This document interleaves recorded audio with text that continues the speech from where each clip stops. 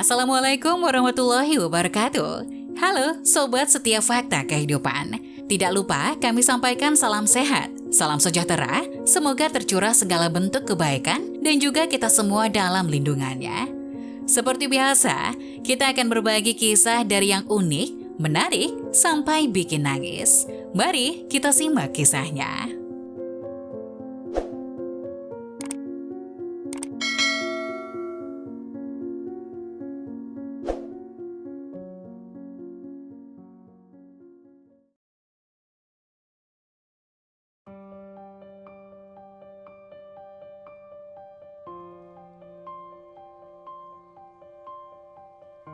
Aku gadis usia 20 tahun, jatuh cinta pada duda usia 40 tahunan. Saat dia kuajak ke rumah, ibuku bukan saja tidak menentang hubungan kami, malah memeluknya sambil menangis. Ternyata, bagi sebagian besar keluarga, rasanya sulit bisa menerima bila anak gadisnya yang berusia 20 tahunan jatuh cinta dengan seorang pria yang pantasnya menjadi bapaknya, apalagi seorang duda. Tapi, ibu gadis ini bukan saja tidak menentang, bahkan merestui. Kami dari keluarga sederhana. Ibuku adalah seorang single parent. Dia bekerja serabutan untuk menghidupi keluarga. Studiku biasa-biasa saja. Akhirnya aku pun mengambil program diploma seni. Setelah lulus aku membuka sebuah salon kecantikan. Usaha salonku berjalan dengan lancar dan lumayan bagus. Setiap hari bisa menghasilkan ratusan ribu rupiah. Di sebelah salonku ada sebuah restoran. Pemiliknya adalah seorang pria usia 40-an. Aku tidak pernah melihat istri dan anak-anaknya. Karena hubungan sebagai tetangga, aku pun kerap sekedar makan di restorannya. Hitung-hitung ikut membantu meramaikan usahanya.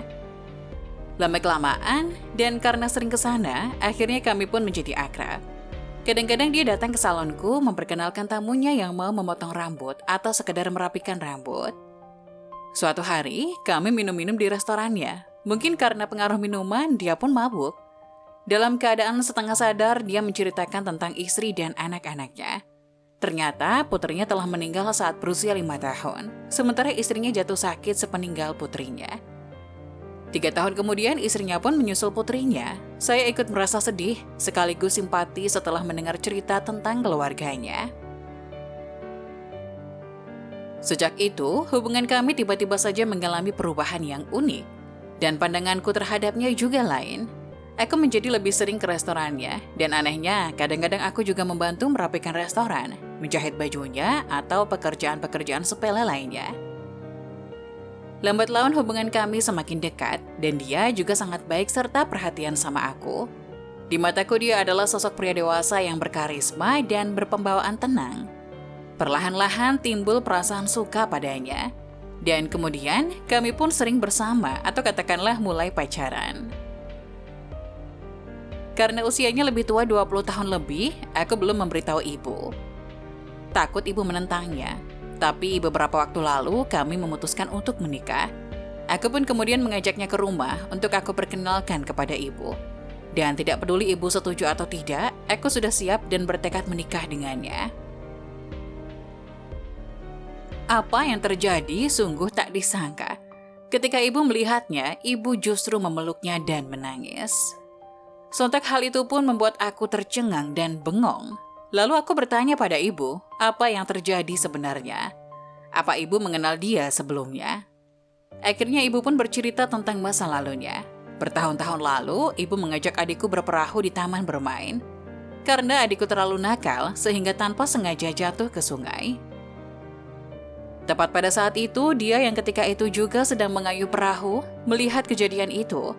Lalu ia pun segera terjun ke air dan menyelamatkan adikku. Tapi malang, perahunya oleng saat ia terjun, sehingga putrinya terjatuh ke sungai, dan ketika diangkat ke atas, putrinya meninggal.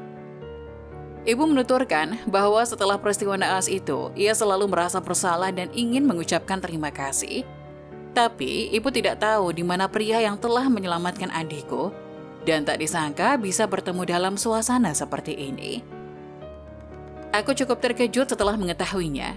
Ibu memintaku agar hubungan kami bisa berlanjut dengan harmonis. Tapi apakah pacarku itu bisa menerimanya? Aku tidak tahu apakah hubungan kami harus dilanjutkan atau aku menjadi galau, gelisah, dilanjutkan atau diakhiri. Bagaimana menurut pendapat teman-teman? Lanjut atau diakhiri? Nah, bagaimana menurut kalian? Jangan lupa tulis pendapat kalian di kolom komentar ya. Wassalamualaikum warahmatullahi wabarakatuh.